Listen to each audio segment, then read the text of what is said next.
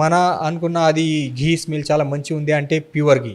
Actually real ఘీలో ఎలాంటి smell రాదు. ఈ కెమికల్ పెట్టి తర్వాత అది ఘీ స్మెల్ వస్తుంది. సో అది కూడా ఒకటి వైలేషన్స్ మన నోటీస్లో వచ్చింది. ఓకే.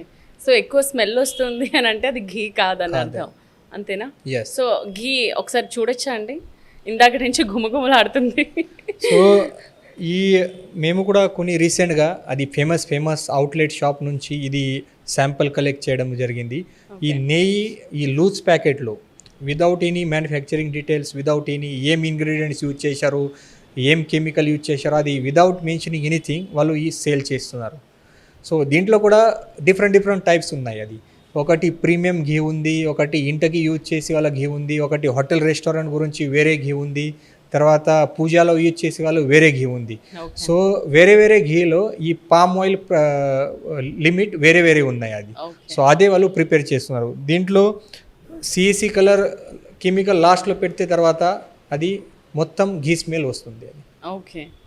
సో ఆ ఘీ ఒకసారి సో ఇలాగా సిఎసి కలర్, బటర్ కలర్ వాళ్ళు కెమికల్ దీంట్లో 1-2 డ్రాప్ పెట్టిన తర్వాత ఇమీడియట్గా అది ఘీ స్మెల్ వస్తుంది. అది దీంట్లో క్లియర్ కట్ రాశాలు ఇది is not allowed for ghee manufacturing. ఈ ఘీ మ్యానుఫ్యాక్చరింగ్ యూనిట్లో ఇది అలౌడ్ లేదు. తర్వాత కూడా ఈ కలర్ ఈ కెమికల్ వాళ్ళు యూజ్ చేస్తున్నారు.